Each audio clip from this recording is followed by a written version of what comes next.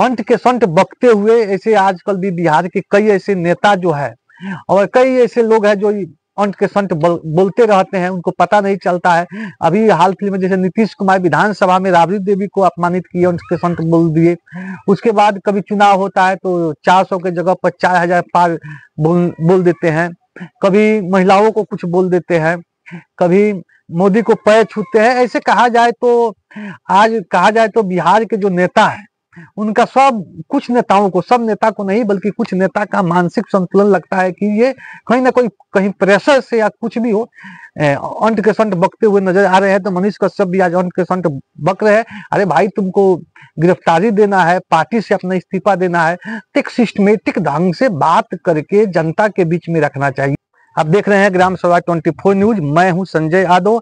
आज हम बातचीत सबसे चर्चित यूट्यूबर मनीष कश्यप के बाद, जो आज बीजेपी के एक कार्यकर्ता के रूप में भी है और एक लीडर के भी रूप में है। पहले वो अपने चैनल पर, यूट्यूब चैनल पर काम करते थे और सामाजिक मुद्दे को उठाते थे।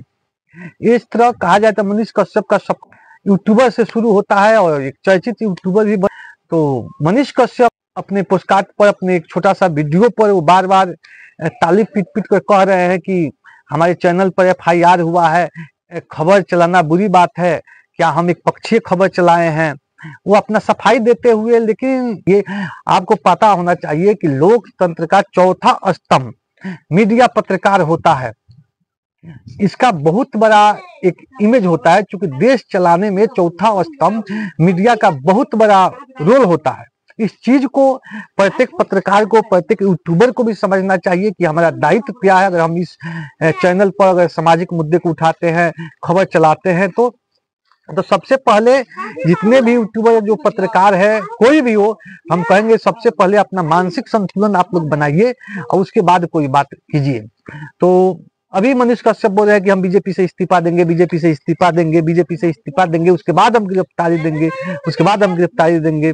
नहीं तो कहेंगे लोग कि बीजेपी में है तो मनीष कश्यप को पुलिस बचाव कर रही है, पुलिस को जो भी करना है वो मेरे साथ करे, पहले हम पार्टी से, बीजेपी से इस्तीफा देंगे, उसके बाद हम गिरफ्तारी देंगे। ऐसे मनीष कश्यप बोल रहे हैं। तो मनीष कश्यप, सबसे पहले आपको बता दूं कि मनीष कश्यप चंपारण से ही एक छोटे से यूट्यूबर के रूप में उभरते हैं। और उस समय जब वो यूट्यूब पर काम कर रहे थे, चैनल पर काम कर रहे थे, उस समय सोशल मीडिया पर, यूट्यूब पर बहुत कम लोग काम करते थे। उस समय से मनीष कश्यप काम कर रहे थे, तो लोगों ने बहुत उनको पसंद किया, बहुत उनको कोऑपरेट किया। लोगों के अंदर एक विश्वास था कि मनीष कश्यप एक ऐसा यूट्यूबर है जो हमारी समस्याओं को, जो जनता की मूलभूत समस्या है, उसको उठाता है और ईमानदारी से मनीष कश्यप उठाता है। कहीं से कोई ऐसा लवा लपट बात नहीं होता है। मनीष कश्यप का सफर जब राजनीतिक में होता है तो मनीष कश्यप अपने चटकने के लिए, फेमस होने के लिए सबसे पहले तेजस्वी यादव पर वो प्रहार कर, तेजस्वी यादव को राजनीतिक प्रहार करते हैं कि तेजस्वी यादव 9वीं फेल है। 9वीं मैं बता देना चाहता हूं कि मनीष कश्यप को, यहाँ जितने भी लोग कहते हैं कि तेजस्वी यादव 9वीं फेल है, तो विधानसभा में जो तेजस्वी यादव अपना स्पीच दिए, अपना जो उस तरह कहा जाए तो देश में इन्हें गिने नेताओं के रूप में तेजस्वी यादव उभरे। अरे भाई, कोई ग्रेजुएट, कोई डॉक्टर का डिग्री लिया हो, कितना हो, PhD किया हो, लेकिन उस ढंग से अगर कह दिया जाए कि 10 मिनट आप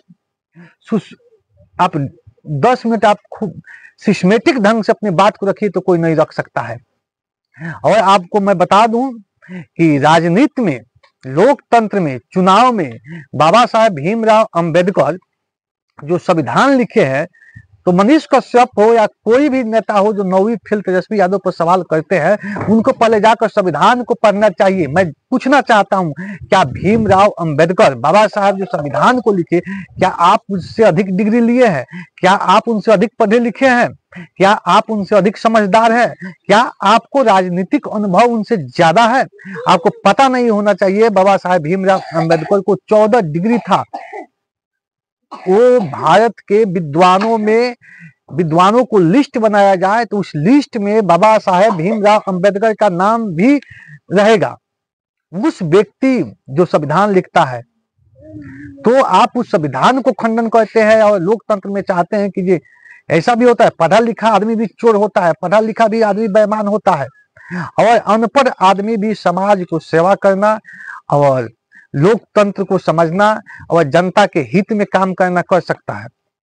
आज देश में जितने भी ब्लैक मनी पकड़ाता है, वो कोई बीडीओ होता है, कोई सीओ होता है, कोई इंजीनियर होता है, यानी बड़े बड़े जो पढ़े लिखे लोग हैं, जो ऑफिसर है, उनके घर से पैसा पकड़ाता है। क्या कोई अनपढ़ के घर से करोड़ों रुपया कभी छापा मराया है?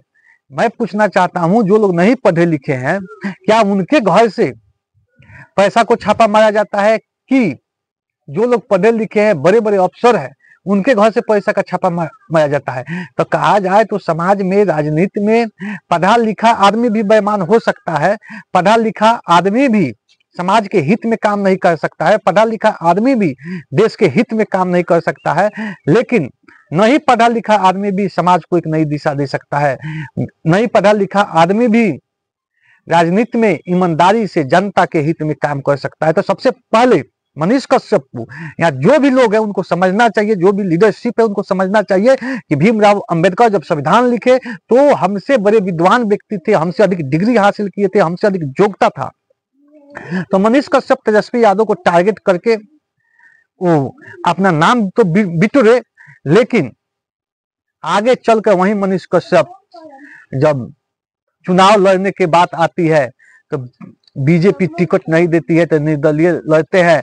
और मनीष कश्यप के ईमानदारी को देखते हुए जो जनता के, जो अपने भाइयों के आंख पर पट्टी बांधे थे, आपको पता होना चाहिए कि जिसके घर में सब्जी खाने का पैसा नहीं है, वो भी मनीष कश्यप को चुनाव लड़ने के लिए चंदा दिया था। आपको पता होना चाहिए कि जो लोग मजदूरी करते हैं, चिलचिलाती धूप में अपने चमड़ा को जलाकर, शरीर के पसीना चुवाकर, खून चुवाकर जो मजदूरी लाए थे, वो भी मनीष कश्यप को चंदा के रूप में दिए थे। लेकिन वही मनीष कश्यप जनता के विश्वास तोड़कर, मजदूरों को विश्वास तोड़कर, गरीबों को विश्वास तोड़कर बीजेपी में जाकर बैठ जाते हैं और हाथ मिला लेते हैं। तो मनीष कश्यप सबसे पहले अपने आप को देखे कि क्या जनता जो हम पर विश्वास की, क्या आप उस विश्वास पर खरे उतरे? आप कहते हैं कि हम बीजेपी में इसलिए चले गए कि हमको ज्यादा से ज्यादा देश के हित में काम करना है, ज्यादा से ज्यादा जो लोग की समस्या है उस समस्या को हमको ऑफिस में जाकर सुलझाने में आसानी होगी।